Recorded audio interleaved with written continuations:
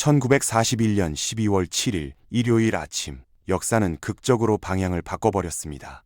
진주만의 하늘에서 울려 퍼진 폭탄음은 단순한 군사 공격이 아니었어요. 그것은 미국을 세계 패권의 중심으로 끌어올린 신호탄이었고, 일본 제국주의의 몰락을 예고하는 종소리였으며, 인류가 자신을 완전히 멸망시킬 수 있는 핵무기 시대를 열어젖힌 역사의 분기점이었습니다. 단 2시간 남짓한 공습이 20세기 전체 역사를 완전히 재편성했다는 게 얼마나 놀랍습니까? 당시 일본 지도부는 이 공격이 단기간의 전쟁으로 끝날 것이라고 생각했습니다. 빠르게 행동해서 동남아시아의 자원을 확보하고 그 자원으로 강한 방어력을 갖춘 후 미국과 평화 협상을 벌인다는 계획이었어요. 하지만 그들이 깨운 거인의 분노는 태평양 전역을 4년간 피로 물들였고, 결국 핵폭탄이라는 인류의 끝장 무기를 현실로 만들어버렸습니다. 이 비극적인 선택이 어떻게 세계를 바꿔놨는지 그 거대한 흐름을 풀어보겠습니다. 20세기 초 일본은 놀라운 변신을 겪고 있었습니다. 메이지 유신 이후 서구식 근대화에 성공하면서 동아시아에서 가장 빠르게 성장했거든요. 불과 반세기 전만 해도 폐쇄적인 봉건 사회였던 일본이 근대 국가로 탈바꿈한 것입니다. 1904년부터 1905년까지 벌어진 러일 전쟁에서 일본이 서방 열강인 러시아를 격파했을 때 아시아 대륙은 크게 놀랐습니다. 비양백인 국가가 유럽의 강대국을 전쟁에서 이겼다는 것 자체가 세계사에서 획기적인 사건이었어요. 당시 세계는 유럽 강국들이 세계를 지배하는 시대였습니다. 그런데 동양의 일본이 러시아를 이겼다는 소식이 전해지자 아시아의 독립운동가들은 커다란 희망을 갖게 되었습니다. 일본은 아시아의 강국으로 확실히 자리 잡았고, 국제 무대에서의 영향력도 급속도로 커지기 시작했습니다. 이 성공은 일본의 엘리트들에게 큰 자신감을 주었어요. 이제 일본의 지도부는 더욱 큰 야망을 품게 됩니다. 영국과 미국처럼 자신들도 거대한 제국을 건설하겠다는 꿈말입니다. 유럽의 강대국들이 아프리카와 아시아를 식민지로 만들고 엄청난 부와 자원을 축적한 것처럼 일본도 그렇게 하겠다는 계획이었어요. 자신의 영토에서 귀중한 자원을 뽑아내고 식민지의 노동력을 착취하고 새로운 무역 경로를 개척하면서 세계의 위대한 열강이 되겠다는 것이었습니다. 당시에는 강한 나라가 약한 나라를 통제한다는 사상이 국제적으로 받아들여지고 있었거든요. 하지만 여기에 심각한 문제가 있었습니다. 일본 본토에는 이런 야망을 펼치기 위해 필요한 천연자원이 극도로 부족했거든요. 석탄도 부족했고 철광석도 부족했으며, 무엇보다 가장 중요한 석유는 거의 나지 않았습니다. 20세기 초반 산업사회에서 석유의 중요성은 현대와 비교할 수 없을 정도로 컸습니다. 전투기, 전함, 탱크, 자동차 같은 현대 무기와 수송수단들은 모두 석유가 필요했거든요. 석유 없으면 국가 경제는 마비되고 군대는 움직일 수 없었습니다. 당시 일본이 필요로 하는 석유의 94% 이상을 외국에서 수입에 의존하고 있었는데, 그 대부분이 미국에서 들어오고 있었습니다. 이는 치명적인 약점이었어요. 만약 미국이 석유 수출을 끊으면 일본의 산업은 순식간에 마비되기 때문입니다. 이런 절박한 자원 부족의 고민 속에서 1931년 일본은 첫 번째 대담한 움직임을 시작하게 됩니다. 바로 중국의 만주 지역을 침략한 것이었어요. 만주는 일본이 꿈꾸던 모든 것을 갖고 있었습니다. 풍부한 석탄 매장약, 철광석, 그리고 무엇보다 아시아 대륙으로 계속 확장할 수 있는 전략적 거점이 되어주었거든요. 일본은 만주를 점령한 뒤 만주국이라는 꼭두각시 국가를 세웠고, 여기를 자신의 자원기지로 활용했습니다. 하지만 만주 하나로는 충분하지 않았습니다. 일본의 군부 세력은 계속해서 중국 북부 지역을 집어삼키려고 했어요. 결국 1937년 7월 마코다리 사건을 계기로 중국 전역과의 전면전이 터져버렸습니다. 초반에는 일본군이 연전연승하면서 중국 깊숙이 진격했습니다. 1937년 12월 난징을 점령했을 때의 일본군의 만행은 후세에 난징 대학살로 알려지게 됩니다. 수십만 명의 중국 민간인을 죽이는 비극이 되었어요. 중국 도시들에 대한 무차별 폭격도 계속되었고, 이는 국제적으로 큰 비난을 받았습니다. 하지만 일본은 계속 전쟁을 밀어붙였습니다. 일본 지도부는 빠르게 중국을 정복하면 국내 자원 문제도 해결되고 세계적 지위도 올라간다고 생각했거든요. 그런데 1939년 무렵이 되자 상황이 급변합니다. 중국의 저항이 생각보다 훨씬 강했기 때문입니다. 일본은 승리를 거두었지만 중국은 항복하지 않았고 전쟁은 끝이 보이지 않는 소모전으로 변해갔어요. 국민당 정부는 충칭으로 후퇴했고 공산당 세력도 저항을 계속했습니다. 일본군은 엄청난 인력 손실을 입었고 전쟁을 지탱하기 위해 소비되는 물자도 상상을 초월했습니다. 일본의 경제는 전쟁 수행으로 인해 점점 더 악화되어 갔고 자원 부족은 더욱 심각해졌어요.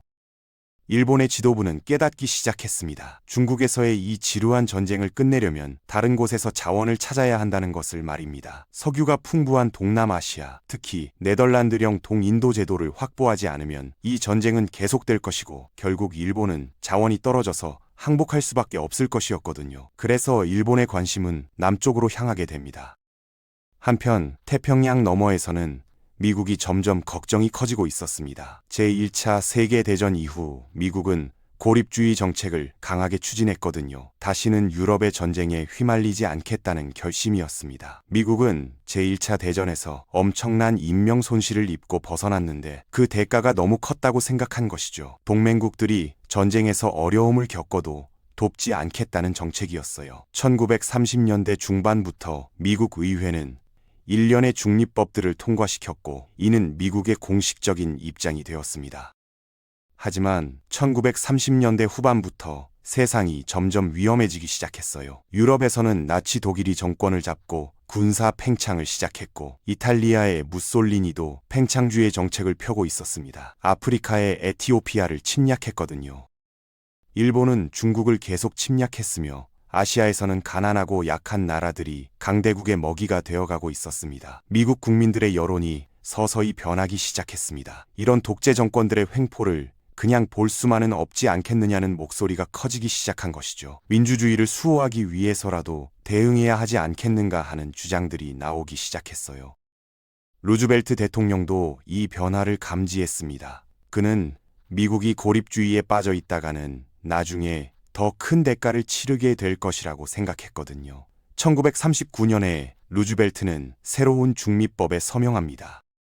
겉으로는 여전히 중립이지만 영국과 프랑스가 자신의 선박으로 와서 직접 가져가면 무기를 팔 수 있다는 내용이었어요. 이것은 사실상 민주주의 진영을 지원하겠다는 것이었으며 고립주의의 명백한 약화였습니다. 그리고 1941년이 되자 더욱 극적인 변화가 일어납니다. 랜드리스 법이 통과된 것입니다.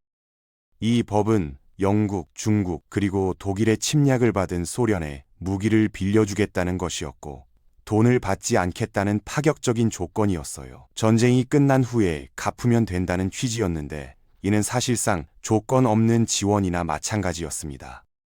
특히 공산주의 소련을 지원한다는 것은 미국의 입장 변화를 극명하게 보여주는 것이었죠. 이제 겉으로는 미국이 여전히 중립이었지만 누가 봐도 미국은 민주주의 진영을 돕는 입장이 분명했습니다. 미국은 독일, 이탈리아, 일본의 추축국에 대해 명백히 적대적이었습니다. 일본 입장에서는 이것이 심각한 위협으로 느껴졌어요. 1930년대 중반부터 일본은 두 가지 큰 선택지 앞에 놓여 있었습니다. 바로 북진과 남진이라는 두 가지 전략이었어요. 육군이 주장하는 북진 전략은 중국 북부, 몽골, 그리고 소련의 시베리아 지역으로 나아가 석유, 석탄, 철광석 같은 자원을 확보하겠다는 계획이었습니다.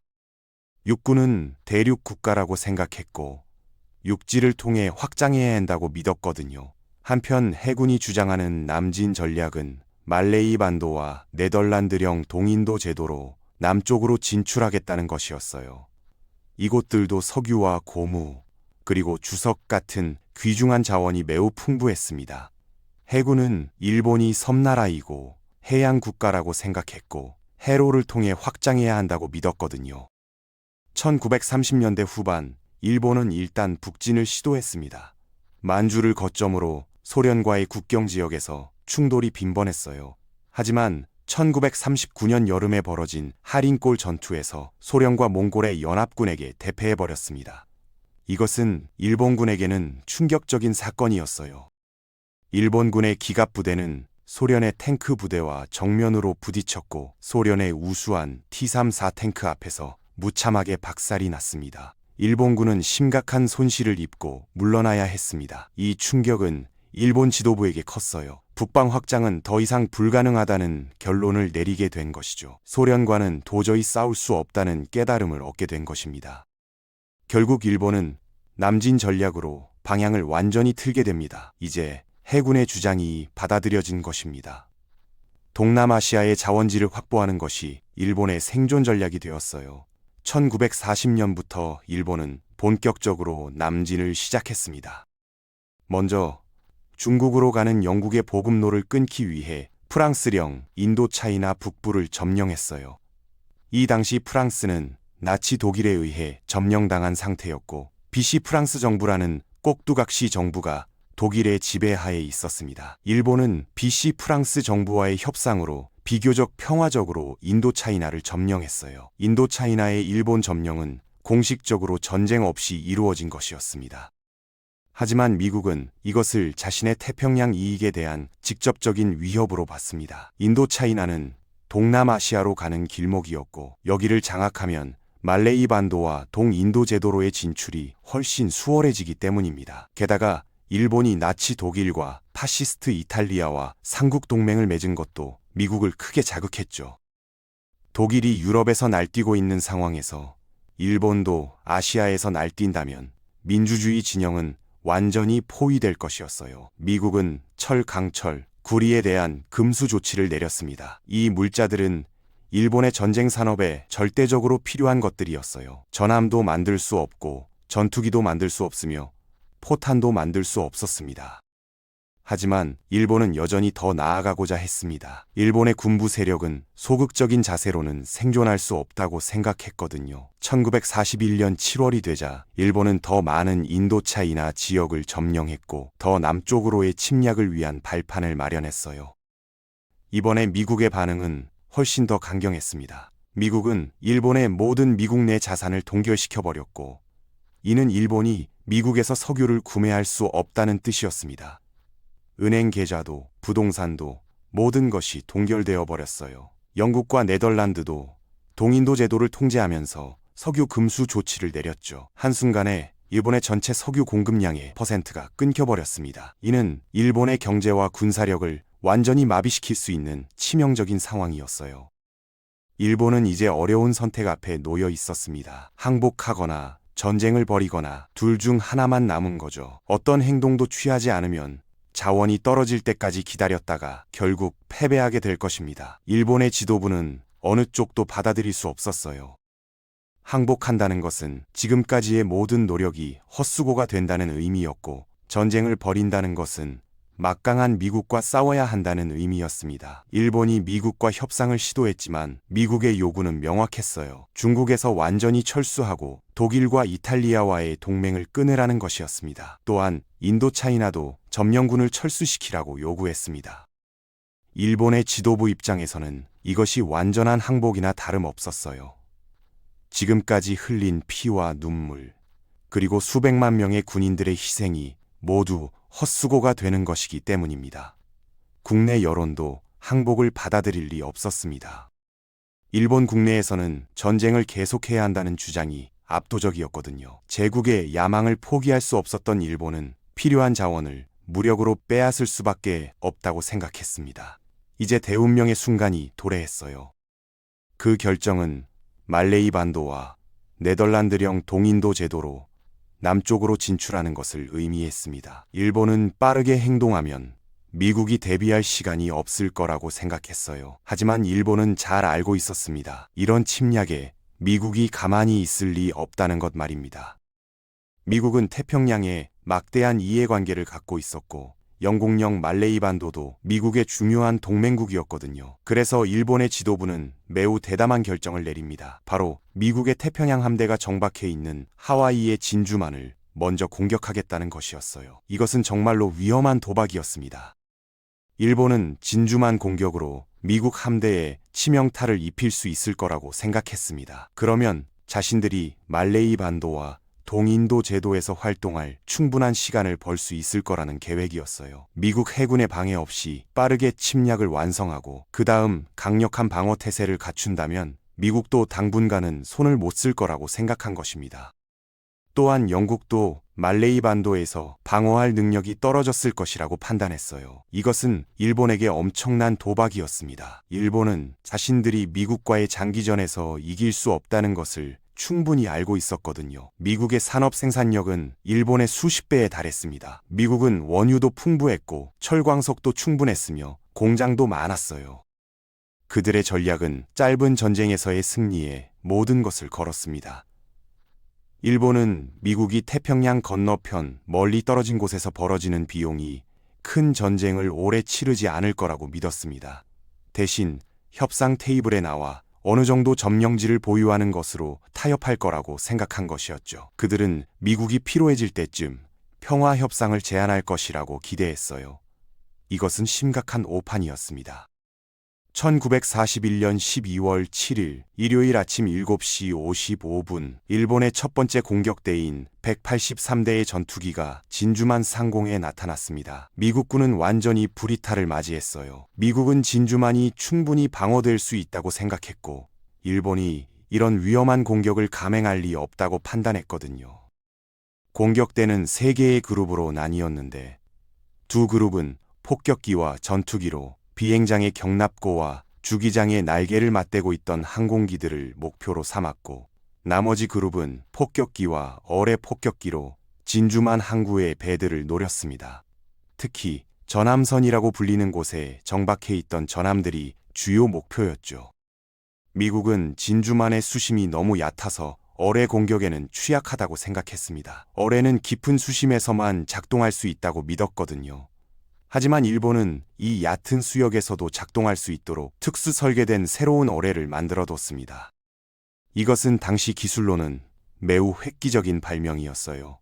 공격이 시작되자마자 엄청난 피해가 발생했습니다. 공격 시작 겨우 5분 만에 4척의 전함이 피격되었어요. USS 오클라호마호와 USS 애리조나호 같은 주요 전함들이었습니다. USS 오클라호마호는 어뢰에 맞고 전복되었고 그 안에 있던 승무원들 대부분이 갇혀서 익사했습니다.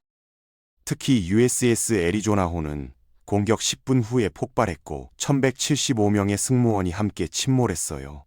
함선이 폭발할 때의 위력은 상상을 초월했습니다. 오늘날까지 USS 애리조나호는 진주만 해저에 침몰해 있으며 거기에 매년 많은 관광객들이 추모하러 간다고 합니다.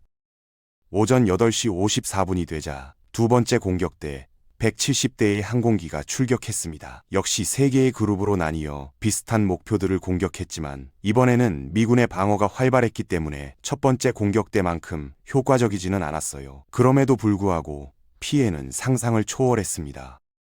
공격이 시작된 후 1시간이 조금 넘는 짧은 시간 동안 일본군은 미국 군함 18척을 격침하거나 심각하게 손상시켰습니다. 태평양 함대의 8척 전함 모두가 피격을 당했던 것이죠. 항공기 188대가 격파되었고 기지의 인프라도 심각하게 파괴되었어요. 진주만 해역은 마치 지옥 같은 모습이 되었습니다. 물 위에 떠 있는 시체들, 선박에서 나오는 검은 연기, 끊임없이 울리는 폭탄음, 이 모든 것이 겹쳐서 말할 수 없는 참극을 만들었어요. 하지만 여기에 결정적인 실수가 하나 있었습니다. 미국의 3척의 항공모함은 당시 훈련 중이었기 때문에 진주만에 없었고 따라서 무사히 빠져나갔거든요. 이것은 나중에 역사의 흐름을 크게 바꿔놓게 됩니다. 일본은 짧은 전쟁을 예상했기 때문에 공격 목표 선정에서 전함에만 집중했습니다. 전함들이 태평양에 나가서 일본군을 막는 것을 방지할 수 있다고 생각한 거죠. 하지만 연료 저장소나 수리시설 같은 중요한 것들은 거의 신경 쓰지 않았습니다. 이것이 큰 실수였어요. 이 시설들이야말로 미국이 나중에 장기적인 반격을 할 수 있게 해주는 핵심 시설들이었기 때문입니다. 또한 항공모함이 살아남았다는 것도 향후 전쟁의 흐름에 엄청난 영향을 미쳤습니다. 현대 해전에서 항공모함의 중요성은 전함을 훨씬 초월했거든요. 진주만에서의 공격은 초반에는 일본이 기대한 대로 완벽하게 작동했어요. 같은 날 일본은 태평양과 동남아시아 곳곳에서 거의 동시에 대규모 공격들을 시작했습니다. 태국은 몇 시간 안에 항복했고 일본과의 동맹을 급히 체결했어요. 미국령 괄과 필리핀 그리고 영국령 말레이반도와 홍콩 같은 곳들도 놀라운 속도로 함락되었습니다. 영국의 주요 군함인 HMS 웨일즈호와 HMS 레펄스호까지 말레이반도 해역에서 일본 어뢰 폭격기에 의해 침몰했죠. 인도도 일본군의 위협을 받기 시작했습니다. 1942년 초반이 되자 일본은 네덜란드령 동인도 제도, 영국령 버마, 싱가포르, 뉴기니, 솔로몬 제도를 차례로 점령했고 미국 태평양 함대는 어떤 저항도 할 수 없었습니다. 일본은 빠르고 효율적으로 자신들의 새로운 제국을 건설했고 오랫동안 갈구하던 천연자원을 손에 넣었어요. 일본이 원하던 석유도 이제 자신들이 통제하는 지역에서 나오고 있었습니다. 일본의 지도부는 자신들의 계획이 성공하고 있다고 생각했어요. 하지만 거기에 엄청난 함정이 숨어 있었습니다. 일본의 진주만 공격은 자신들이 기대했던 것과는 정반대의 결과를 가져오게 되었거든요. 그들은 협상을 통한 평화를 간절히 원했습니다. 하지만 공격 다음 날 루즈벨트 대통령은 의회에서 그 유명한 치욕의 날 연설을 했어요.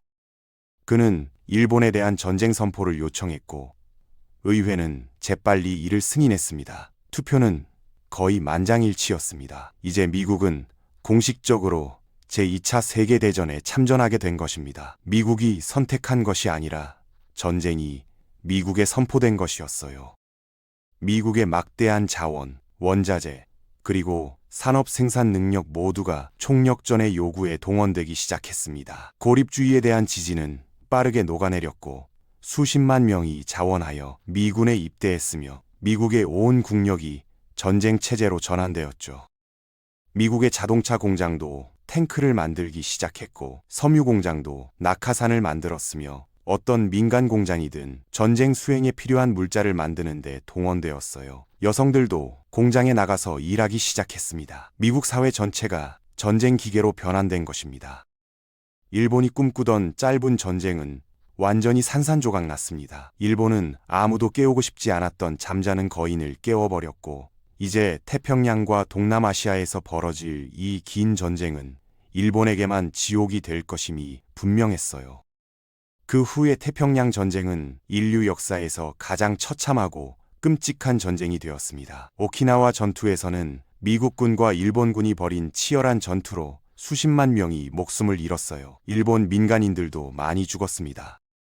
전쟁이 끝날 때쯤 일본 정부는 일본 본토 결전에 대비하라고 선전했고 이에 선동된 많은 민간인들이 절벽에서 뛰어내리거나 폭탄에 의해 목숨을 잃었습니다. 이와지마 전투도 마찬가지였습니다. 작은 섬에서 벌어진 전투였지만 양측이 입은 피해는 엄청났어요. 일본 본토 방어전이라는 명목 아래 일본군은 섬마다 극렬하게 저항했고 미군의 도서섬 전략은 수백만 명의 생명을 앗아갔습니다.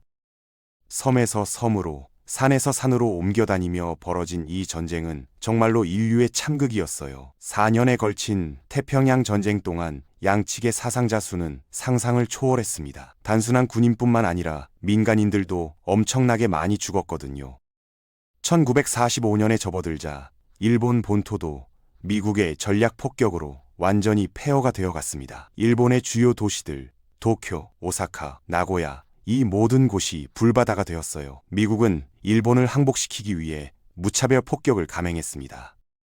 1945년 8월 6일 월요일 아침 역사상 처음으로 원자폭탄이 히로시마에 투하되었습니다. 에놀라 게이라는 이름의 B-29 폭격기가 투하한 이 폭탄은 리틀 보이라고 불렸어요. 단 한 발의 폭탄이 도시 전체를 순식간에 파괴했고 7만 명에서 14만 명에 이르는 사람들이 즉사하거나 심각한 방사능 피해를 입었습니다. 히로시마 시민들은 그날 무서운 섬광을 본 후 엄청난 열파에 휩싸였어요. 그들의 피부는 검게 탔고 옷은 태워졌으며 일부는 증발해버렸습니다. 3일 후인 8월 9일 수요일 두 번째 원자폭탄이 나가사키에 떨어졌습니다. 또다시 수만 명이 목숨을 잃었습니다. 이것은 단순히 일본의 항복을 재촉하는 수단만은 아니었어요. 그 두 발의 원폭은 인류가 자신의 종족 전체를 멸종시킬 수 있는 능력을 갖게 되었다는 것을 전 세계에 알린 사건이었습니다. 이제 전쟁이나 국제 분쟁이 핵전쟁으로 발전할 수 있다는 두려움이 세상을 지배하게 되었어요. 원폭 투하는 핵무기 시대의 도래를 의미했습니다. 냉전 시대가 시작되었고 핵무기가 국제 정치의 중심이 되었으며 인류는 상호 확증 파괴라는 공포 속에서 살아가게 되었어요. 이 전략은 공포의 균형이라고 불리는 것으로 양쪽이 모두 핵무기를 보유하면 누구도 전쟁을 시작할 수 없다는 논리였습니다. 왜냐하면 핵전쟁이 되면 양쪽 모두 파멸하기 때문입니다. 미국과 소련이 핵무기 경쟁을 벌이면서 지구 표면에는 수천 개의 핵탄두가 배치되었습니다. 언제든지 버튼 하나로 인류 문명이 사라질 수 있는 상황이 된 것이죠. 만약 일본이 진주만을 공격하지 않았다면 어떻게 되었을까요? 미국이 태평양 전쟁에 그토록 집중하지 않았을 것이고, 그렇다면 원폭 개발 경쟁도 지금처럼 가속화되지 않았을 가능성이 높습니다. 원폭 개발은 엄청난 자원과 과학자들의 노력이 필요했거든요. 맨해튼 프로젝트라고 불리는 미국의 핵폭탄 개발 프로젝트는 수백억 달러의 예산을 투입했고 수만 명의 과학자와 기술자들이 참여했어요. 이렇게 엄청난 규모의 프로젝트가 실현된 것은 미국이 일본과의 전쟁에서 총력을 기울였기 때문입니다. 또한 진주만 공습으로 촉발된 태평양 전쟁의 결과는 세계 질서를 완전히 재편성했습니다. 태평양 전쟁에서의 미국의 승리가 미국을 세계 유일의 초강대국으로 만들어버렸거든요. 유럽은 나치 독일의 침략으로 폐허가 되었고 소련은 독일과의 대전에서 국력을 거의 모두 소진했으며 영국 제국은 쇠락하기 시작했어요. 미국만이 원자폭탄을 소유한 유일한 강국으로 남아 있었습니다. 미국의 경제는 전쟁 수행으로 인해 더욱 강해졌고 미국의 산업 기계는 세계에서 가장 강력한 것이 되었어요. 지금 우리가 살고 있는 세계를 보세요. 미국이 주도하는 국제 질서, 달러가 중심이 되는 기축 통화제, 미국 중심의 안보 체계, NATO 같은 미국 주도의 군사동맹, UN에서의 미국의 거부권, 이 모든 것의 출발점이 바로 진주만입니다. 미국이 태평양 전쟁을 승리로 이끌지 못했다면 지금의 세계 질서는 완전히 달랐을 겁니다. 소련의 영향력이 더 강해졌을 수도 있고 일본이 동아시아의 패권을 유지했을 수도 있었어요. 중국이 지금보다 더 취약했을 수도 있고 유럽의 모습도 완전히 달랐을 것입니다. 결국 일본의 진주만 공습은 그들이 예상했던 것과는 완전히 다른 세계를 만들어버렸습니다. 짧은 전쟁을 꿈꿨던 일본은 4년간의 처절하고 비참한 전쟁을 벌였어요. 항복을 거부했던 그들은 인류 최초의 핵폭탄을 맞이했고 아시아의 패권을 차지하려던 야망은 미국의 세계 패권 확립으로 귀결되었습니다. 단 2시간 남짓한 공습으로 시작된 사건이 가져온 결과는 20세기 전체를 규정했고 지금도 우리는 그 결과 속에서 살아가고 있습니다. 오늘날 세계의 안보 체계, 경제 질서, 국제 관계, 이 모든 것이 진주만 공습의 결과를 배경으로 하고 있거든요. 역사는 개인의 작은 실수나 감정으로 흐르는 게 아니라 국가의 생존을 위한 선택의 무게로 흐른다는 것을 진주만의 역사는 극명하게 보여주고 있습니다. 한 나라의 오판이 얼마나 큰 역사적 결과를 초래할 수 있는지를 우리는 진주만을 통해 배워야 합니다. 여러분이 보신 걸어가는 역사는 오늘의 진로를 모색하는 휴먼 프로그램입니다. 구독과 좋아요, 댓글을 응원해 주십시오. 더 좋은 콘텐츠로 보답해 드리겠습니다. 영상을 시청해 주셔서 감사합니다.